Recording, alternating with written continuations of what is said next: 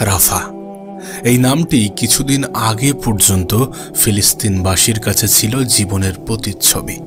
কিন্তু আজ যদি সেই রাফার দিকে তাকাই তাহলে দেখতে পাবো কবরের স্তব্ধতা। রাফাকে দেখে আজ কোনোভাবেই এটিকে কোনো জীবন্ত শহর বলেই মনে হয় না। মনে হয় যেন ধ্বংসস্তূপের উপরে দাঁড়িয়ে থাকা এক পোড়া মিনার। তথাকথিত সভ্যতার জগতে যখন আমরা নিজেদেরকে খুব মডার্ন, খুব আধুনিক মনে করি, তখন একটানা বোমা, আগুন এবং কান্নার শব্দেও পুরো বিশ্ব নিশ্চুপ।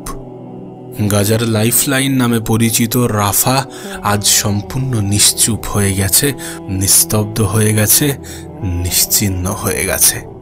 আজ সেখানে কোনো জীবন্ত মানুষ থাকার মতো পরিস্থিতিই নেই। রাফার বুকে আশ্রয় নেওয়া হাজার হাজার নিষ্পাপ শিশুদের কান্না থেমে গেছে। শেষ হয়ে গেছে সন্তান হারা মায়ের চোখের পানি।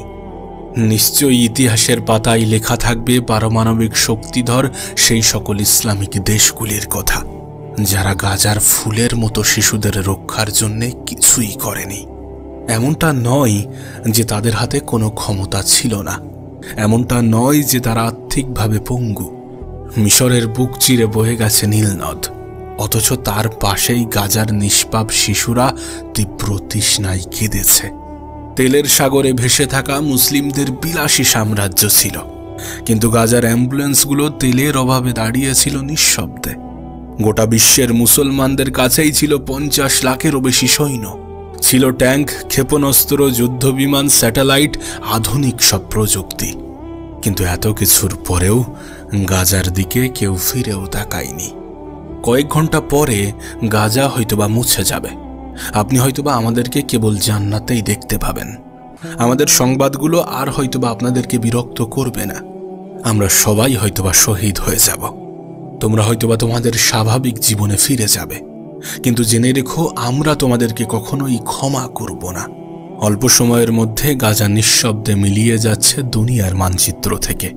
একটি একটি করে আলো নিভে যাচ্ছে, একটি একটি করে নিঃশ্বাস থেমে যাচ্ছে।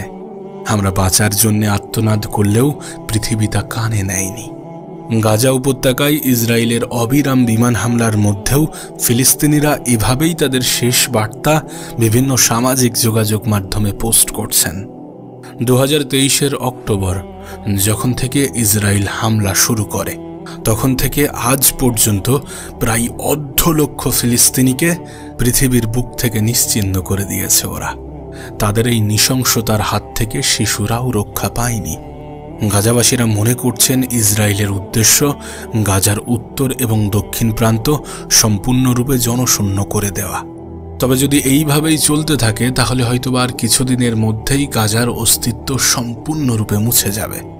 একবার ভেবে দেখুন, কত সন্তান বাবা মা হারা, কত বাবা মা সন্তান হারা।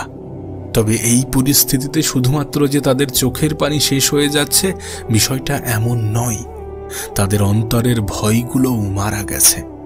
তাদের মধ্যে অনেকেই সবকিছু থেকে নিঃস্ব হওয়ার পরে শুধুমাত্র এই জন্যেই বেঁচে আছে যে কখন ইসরায়েলের কোনো বোমা আসবে এবং সে শহীদ হয়ে যাবে। আর এই সকল দৃশ্য গোটা পৃথিবী নিস্তব্ধ হয়ে দেখছে। মুসলিম দেশগুলো নীরব ভূমিকা পালন করছে, আরাম আয়েশ এবং বিলাসিতা নিয়ে ব্যস্ত আছে। তবে বিলাসিতা একটা সময় পরে শেষ হয়ে যাবে। যাদের হাতে ক্ষমতা ছিল, সামর্থ্য ছিল, তারা কিছু না করার কারণে তাদেরকে অবশ্যই জবাবদিহি করতে হবে। তবে যদি এভাবেই চলতে থাকে তাহলে শুধুমাত্র রাফা নয়, বরং সম্পূর্ণ গাজাটাই পৃথিবীর মানচিত্র থেকে মুছে যাবে।